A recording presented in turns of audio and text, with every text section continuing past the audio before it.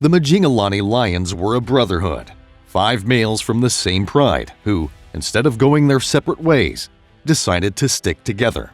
Their bond was strong, and their strive for dominance became an incredible story of survival as they asserted themselves on the other prides in the area. The 5 brothers were born between 2004 and 2005 in the privately owned Manyelethi Game Reserve.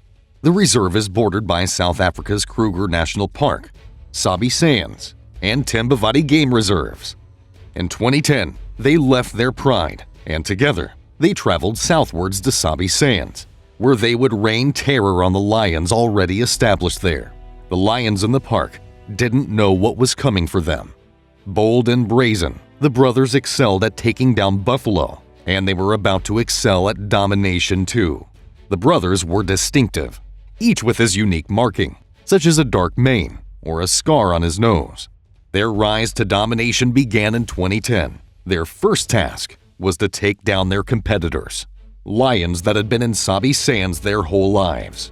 They had barely settled in for more than a year when they encountered 2 male lions in the Landalozi Reserve area. They belonged to a pride known as the Mapohos. It was an encounter that ended in tragedy. The 5 Majingulani males tore into the 2 others. The fight that ensued was bloody and brutal. One of the 5 brothers became isolated from the rest and was attacked with such force that he broke his spine and died from his injuries. But that wasn't the end of it.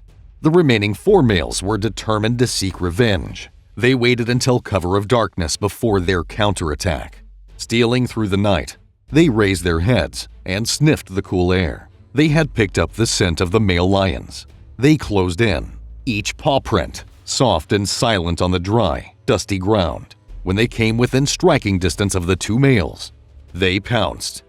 Amongst growls and groans, the fight broke out, but it wasn't long before one of the local lions lay limp and lifeless on the ground. The other male had tried to defend his brother, but realizing now that there was nothing he could do, he fled, running non-stop back to his remaining 4 brothers on the western fringes of the reserve. It was thought by some that the 2 gangs of brothers would come together in the ultimate battle for dominance, a showdown like no other in the weeks or months to come. But it never happened. The defeated male kept well away from the newcomers. The Majingulani Brotherhood had asserted their first display of dominance. They had claimed their first piece of land and claimed it as their own. But things were just beginning. During the rest of the year, the males began to purge the territory of any lions that did not submit. The Salala Pride was the first to be targeted by the newcomers. 8 sub-adults were living in the pride at the time. Infanticide is common among lions. It brings the females back around estrus again, so that incoming males can mate with them and keep their genetic lineage going. The first encounter between the Salala Pride and the Majingulani was no different. The 4 male cubs were killed, leaving just the 4 female cubs and 3 lionesses alive. The brutality and aggression with which the brothers took over the pride made the lionesses wary of them. Their cubs had just been killed, and at least for the first 2 prides taken over, it took the females a long time before they allowed the new males to mate with them. Not intent on stopping there, the brothers moved on to another pride of lions. During the first encounter, like before, they killed the cubs and scared away or killed any resisting lions. This particular pride broke up and scattered. Some remained with the newcomers, others dispersed, but they were relatively silent, not wanting to call to each other for the fear of being hunted down by the band of brothers. This meant that they could not reunite and instead remained segmented and unable to take back their territory.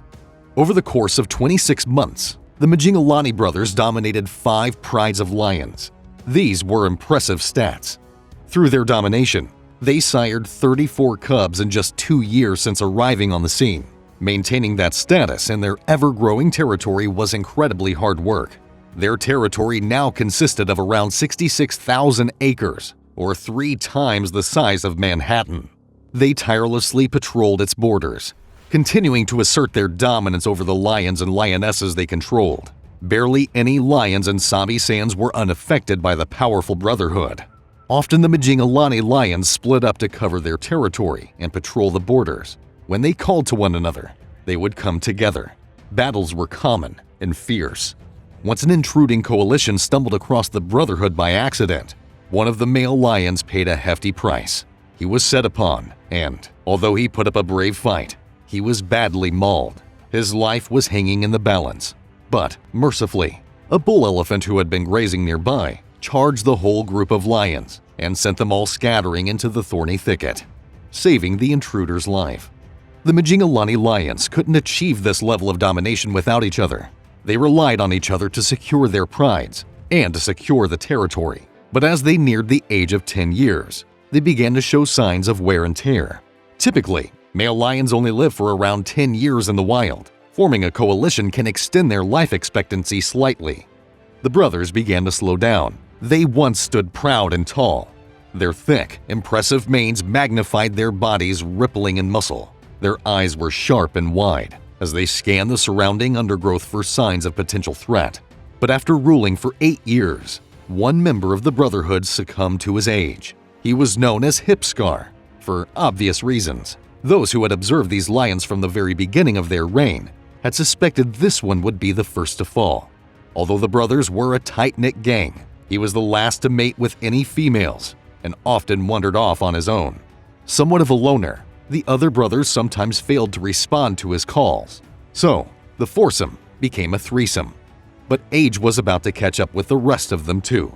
Gradually, as their time came to an end, the brothers began to separate. The second brother was Golden Mane. He had tackled a buffalo and sustained serious injuries, whilst a younger lion may be able to survive such an ordeal. For an older lion, it came as the final blow. Weeping wounds and crushed bones could not heal in the unforgiving African bush. He breathed his last breath and was still. The duo that remained were the number 1 and number 2 of the coalition. They were called Dark-Maned and Scar-Nose. They were the tightest of the brothers, often seen walking side by side, rubbing noses together, or lying next to each other under the canopy of a thorny acacia. They were inseparable. It was no surprise that these were the last two to survive, as they had always seemed the fittest and strongest of the Brotherhood. Although squabbles broke out among the four, especially when lionesses were in estrus, these two always reaffirmed their connections through grooming or a nuzzle. In 2018, after 8 years reigning over the Sabi Sands Game Reserve, the two inseparable brothers separated. It is as though they knew their time was up. They were spotted individually by rangers, looking emaciated and withdrawn. Their manes had massively depleted, no longer the rich splendor of thick fur they once were. Their ribs and hip bones protruded through their thin skin. They were just a shadow of their former selves. People who witnessed their demise felt pity for the lions. It was a heartbreaking sight for those who had followed these lions' incredible journey. Without an incoming coalition to finish them off, it was a slow and painful end for the duo. For them to have dominated for so long and over such a huge range was a testament to their power and strong bond. But how does one measure a lion's success? Through the number of offspring sired, the number of lionesses courted, the size of territory controlled, or successful buffalo hunts. To live to old age, especially as a dominant male, is certainly a measure of success. To have survived all those fights to secure each pride without coming to harm was an incredible feat.